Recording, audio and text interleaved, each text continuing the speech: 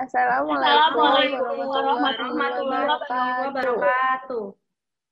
Kami dari kelompok 3 akan menampilkan video hasil diskusi kami tentang konsep sains kehidupan tanaman. Perkenalkan, nama saya Syifa Aulia. Nama saya Azra Zulfa. Nama saya Anastasia Salina Yustifa. Yuk kita simak videonya.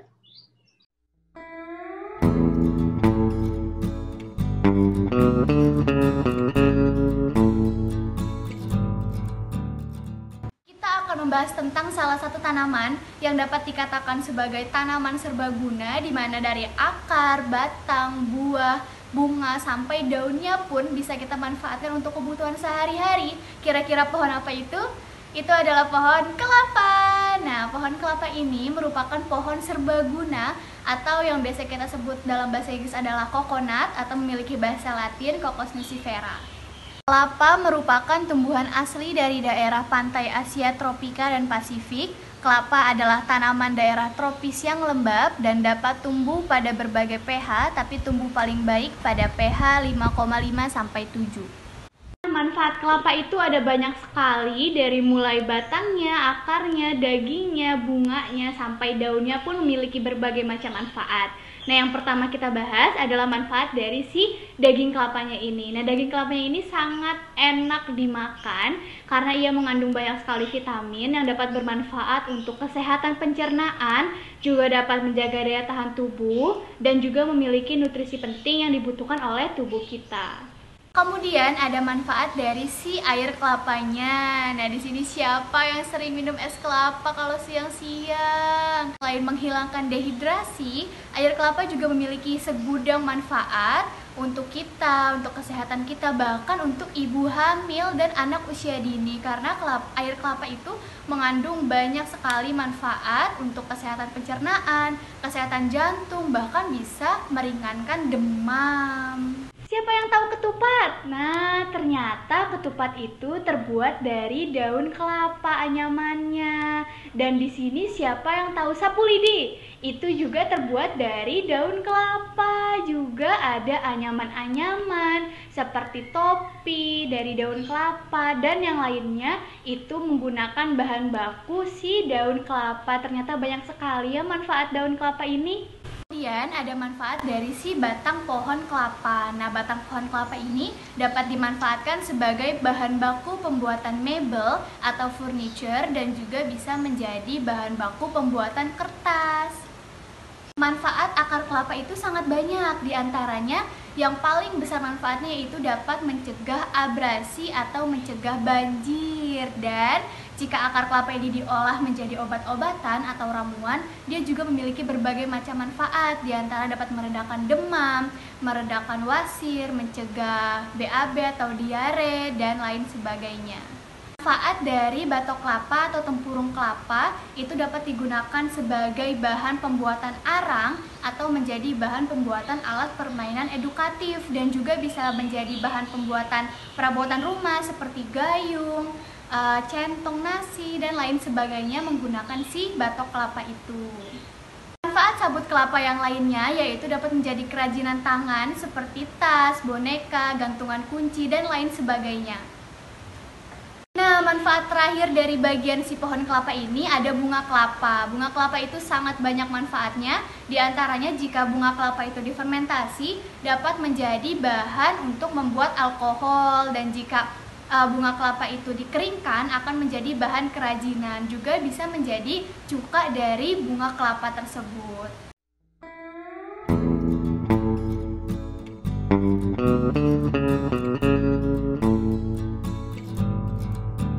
Pasti kalian pernah makan buah mangga.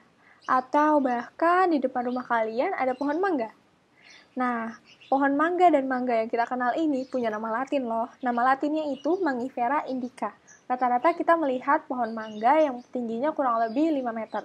Tapi ternyata pohon mangga itu dapat tumbuh hingga mencapai 10-40 meter loh. Wah, tinggi banget ya. Untuk tumbuh subur dan tinggi sampai mencapai 40 meter, tentunya mangga memerlukan nutrisi dan air untuk dirinya.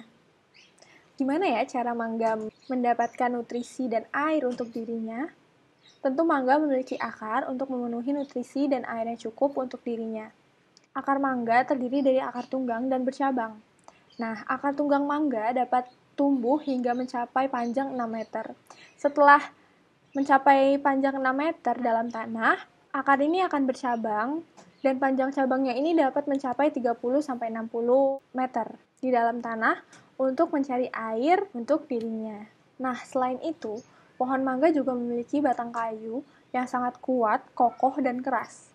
Nah, batang kayunya ini memiliki kulit yang cukup tebal dan juga kasar. Lalu, batang pohon mangga ini dapat tumbuh bercabang, dan cabang inilah yang kemudian akan tumbuh daun-daun untuk membuat seperti kanopi di dalam pohon mangga itu untuk fotosintesis nantinya. Nah, daun mangga yang digunakan pohon mangga untuk berfotosintesis itu, yaitu adalah daun tunggal yang panjangnya dapat mencapai 40 cm. Wah, panjang banget ya. Jadi pas daun ini masih muda, daun ini akan berwarna ungu kekuningan, kemudian akan menjadi hijau cerah, dan menjadi hijau tua. Sebelum masa panen atau buah mangga itu muncul, akan muncul bunga mangga terlebih dahulu. Bunga mangga itu berwarna kuning kehijauan, dan memiliki banyak sekali bunga-bunga kecil. Lalu setelah itu tumbuhlah buah mangga. Buah mangga dikenal sebagai buah batu karena dagingnya yang tebal dan juga panjangnya yang dapat mencapai 30 cm. Wah, besar sekali ya.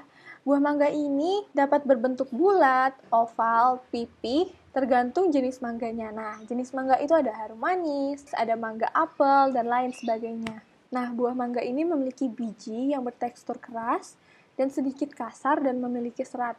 Nah, biji mangga ini adalah biji berkeping dua atau yang dikenal dengan dikotil. Nah, siklus tumbuh pohon mangga ini dimulai dari bijinya. Biji yang tadi keras bertekstur kasar itu akan menumbuh akar di bijinya, lalu kemudian akan tumbuh tunas, kemudian akan menjadi pohon yang kecil, lalu kemudian tumbuh menjadi pohon mangga yang bisa kita lihat. Kemudian pohon mangga yang tinggi tersebut akan tumbuh bunga, lalu setelah bunga, seperti yang dikatakan, akan tumbuh buah mangga. Nah, habitat pohon mangga ini biasanya pada dataran rendah. Nah, di daerah tropik Indonesia, mangga itu dapat tumbuh pada dataran tinggi hingga 800 mdpl, tetapi hanya tumbuh optimal pada 300 mdpl. Yang sangat diperlukan adalah suhu, curah hujan, dan juga angin. 3 hal ini sangat berpengaruh untuk siklus hidup pohon mangga. Nah, selain buahnya yang enak, mangga ini juga mengandung vitamin C yang tinggi loh. Nah, buahnya yang berserat ini juga dapat mengurangi kadar kolesterol dalam tubuh. Nah, karena vitamin C-nya yang tinggi, buah mangga ini sangat bermanfaat untuk kesehatan tubuh, terutama untuk mencegah sariawan, untuk mata. Selain itu, mangga juga tinggi akan zat besi. Nah, kandungan zat gizi yang tinggi ini dapat membantu orang-orang yang mengalami anemia agar kadar zat besi dalam darahnya ini meningkat dan tidak terjadi anemia lagi. Nah, cara pendekatan kita untuk mengenalkan buah mangga kepada anak-anak kecil mulai ditanyakan seperti kayak, apa kalian suka mangga? Ada yang pernah melihat buah mangga? Atau di depan rumahnya punya pohon mangga? Nah, lalu kita dapat mengenalkan sains kepada anak-anak dengan melihat bagaimana buah mangga itu tumbuh, bagaimana rasa buah mangga, apa warna buah mangga, bagaimana tekstur kulit, daging, dan biji buah mangga, bagaimana tekstur pohon mangga, dan seperti apa sih bentuk pohon mangga itu, daun mangga itu warna apa sih. Nah, hal itu dapat dilakukan untuk memperkenalkan buah mangga dan pohon mangga kepada anak usia dini.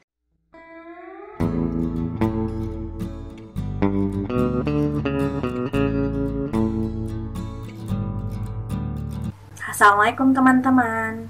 Nah, di sini saya akan menjelaskan tentang tanaman putri malu atau Mimosa pusida. Nah, tanaman putri malu ini tuh punya keunikan, yaitu saat daunnya disentuh, ia akan menutup atau menguncup.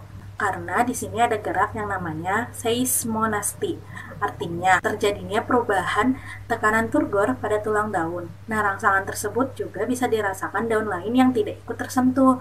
Jadi, contohnya itu misalnya kita nyentuh nih salah satu daun dari putri malu tersebut. Lalu daun yang di sebelahnya itu ikut merasakan tertutupnya daun yang ini. Jadi, otomatis mereka akan menutup secara bersamaan. Tapi tenang aja, daun tersebut akan membuka kembali setelah beberapa menit kemudian. Lalu keunikan kedua yaitu daun putri malu ini akan menutup pada tenggelamnya matahari dan membuka kembali pada terbitnya matahari. Daun putri malu ini mempunyai cara untuk melindungi dirinya itu dengan cara menutup daunnya. Jadi, jika ada hewan herbivora atau pemakan tumbuhan yang mendekati tumbuhan putri malu dan merasakan sentuhan pada daunnya, otomatis daun tersebut akan menutup. Jadi, hewan-hewan yang melihat daun tersebut layu atau menutup, hewan herbivora itu tidak akan minat memakan daun yang layu. Jadi, daun putri malu atau tumbuhan putri malunya akan ditinggalkan oleh hewannya.